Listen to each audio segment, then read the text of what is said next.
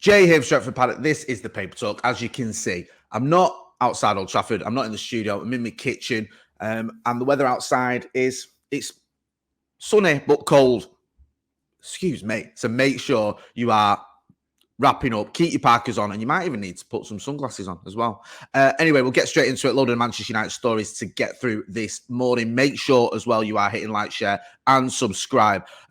We know who we're going to get in the FA Cup now, don't we? We're going to get Newport. They beat Eastleigh. So that's who we're going to get in the fourth round of the FA Cup. Obviously, it's going to be David versus Goliath, but we all know how that one went. So hopefully Manchester United don't make a pig's ear of what should be a relatively easy game. Other stories to get through as well. There's a story here in the Manchester Evening News that said Ahmad transfer hint amid Middlesbrough links. It says Man United winger Amad Diallo has appeared to respond to reports linking him with a January move to Middlesbrough. Reports on Tuesday from journalist Alan Nixon suggested that it's Middlesbrough who are winning the race for Ahmad having offered the biggest contribution to the player's wages this month. And it says the player now seems to have responded to those reports, sharing a picture on his Instagram stories from his time at Sunderland, blowing a kiss to the fans with an added kissing emoji.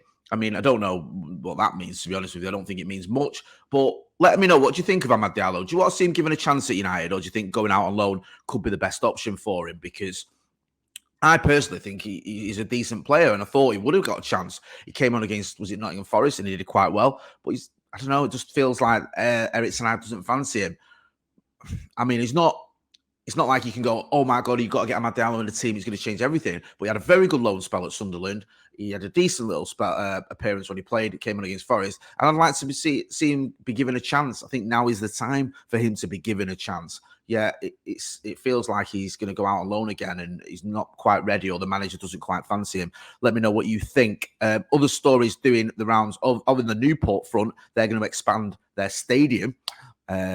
It says they're going to increase the capacity will increase by 1,000 to a total of 9,000 due to the erection of a temporary stand, which will be placed behind the North Terrace. So there you go. I don't know how many tickets Manchester United are going to get, but it isn't going to be a lot. So, you know, it's going to be like an old school FA Cup tie. Remember, well, you won't remember, but back in the day, I think when we won it in 99, we played teams like Hereford. So old school. De Ligt, Matthjis De Ligt. Seems there's still these rumours doing the rounds. I think this is coming from Sky Germany, that a summer move could be likely. And Erik Ten Hag, his former coach at Ajax, is interested in bringing him to Old Trafford. I spoke about De Ligt the other day. He's not exactly having the best of times at Bayern Munich. He's had injuries. He's been in and out of the team. Even when he's been fit at times, he's not started.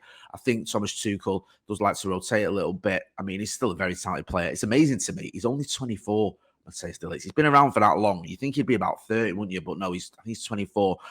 Manchester United linked with him. We know that Erik Ten Hag loves a player from Ajax. De Ligt is a hugely talented defender. Makes a lot of sense to me, that one. We'll have to wait and see where that goes, though. Also, as well, in the standard, United are looking at Jared Branthwaite. Now, I've been linked with him for quite some time here.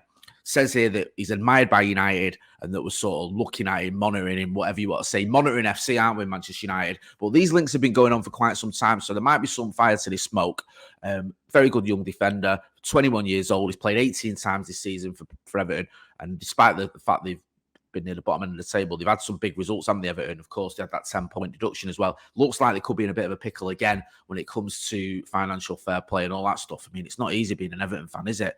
You know, you look like you're getting out of trouble. Then you get a 10-point deduction. Then you look like getting out of it. Now you're in more trouble. But it's not the fans' fault. And we'll have to wait and see what happens with that. But, yeah, it seems that Jared Branthwaite is a player that has been on our radar for quite some time. So, De Ligt and Branthwaite, those are two players that Manchester United are linked with. It looks like those are going to be summer moves, though.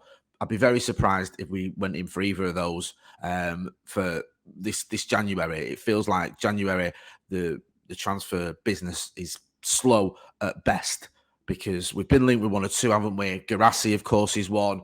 Benzema was another one that was doing the rounds. But we're in the 17th of January right now, and it doesn't feel like United are ready to do any business. Just on another transfer link as well, João Neves. who's been linked with Manchester United. There's a story here in the Mirror. It says Benfica have released a statement denying they have held talks with Manchester United over the potential transfer of João Neves. His contract at the Estadio de Luz runs until the summer of 2028 and contains a buyout clause worth 103 million. Reports earlier this week emerged that United will initiate talks with Benfica in order to bring Neves to Old Trafford. I think those sorts of transfers are done for Manchester United. I don't see us buying players for 100 odd million anymore. Not 100 odd. We paid like 100 million, up to 100 million euros for Anthony, didn't we? 89 million for Paul Pogba. I think it was 80 million for Lukaku, 80 million for Harry Maguire. I don't know if Manchester United, under this new part ownership with Sir Jim Ratcliffe, are going to make those huge deals. It doesn't feel like it to me. It feels like we might end up buying players for 40, 50, maybe 60 million at a push, which makes more sense. We've been linked with Michael Elise. We've been linked with bringing in, obviously, the two centre-backs that I mentioned, also a right-back as well, possibly even a midfielder, in the summer as well. If you go and spend 103 million, you're not bringing in 3 other players, are you? If you spend 103 million on one player, you ain't bringing in a load of other players. So I'd be very surprised if that happened. Let me know what you think in the chat and the comments anyway. We'll have to wait and see. We're going to be back later on tonight with the transfers live, myself and Joe Smith. That'll be around 9:30, 10 o'clock tonight. So make sure you are hitting like, share and subscribe. I'll be J Motty in my kitchen, looking out the window where it's sunny but cold. Thanks for watching.